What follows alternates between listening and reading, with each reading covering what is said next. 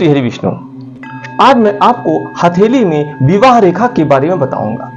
हथेली के छोटी उंगली के नीचे, बुध पर्वत के नीचे ऊपर की ओर उठी उठी छोटी छोटी रेखाएं होती हैं।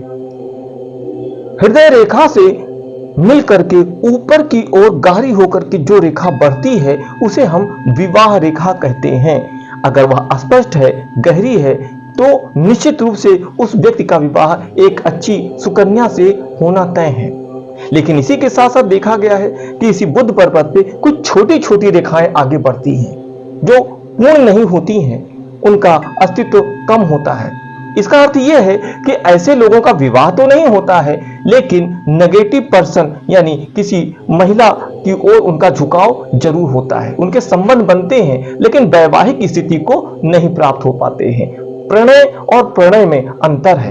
प्रणय प्रेम संबंध होते हैं और परिणय विवाह होता है। यानी अगर वह रेखा ऊपर उठी हुई है, हृदय रेखा से के साथ साथ ऊपर उठी हुई है, तो वह निश्चित रूप से विवाह की रेखा है। लेकिन छोटी छोटी रेखाएं हैं तो उनका मात्र प्रणय होता है, परिचय होता है, लेकिन वैवाहिक संबंध उनका नहीं बनता है। हाँ, एक चीज और देखा गया है कि कई लोगों के हृदय रेखा के पैरेलल होकर के रेखाएं स्पष्ट रूप से बढ़ती हैं, यानी वह पूर्ण रूप से विवाह रेखा होती है। तो ऐसे लोगों का विवाह एक से अधिक 2-3 विवाह भी होते देखे गए हैं। लेकिन मूलतः देखा गया है कि विवाह रेखा एक ही होता है।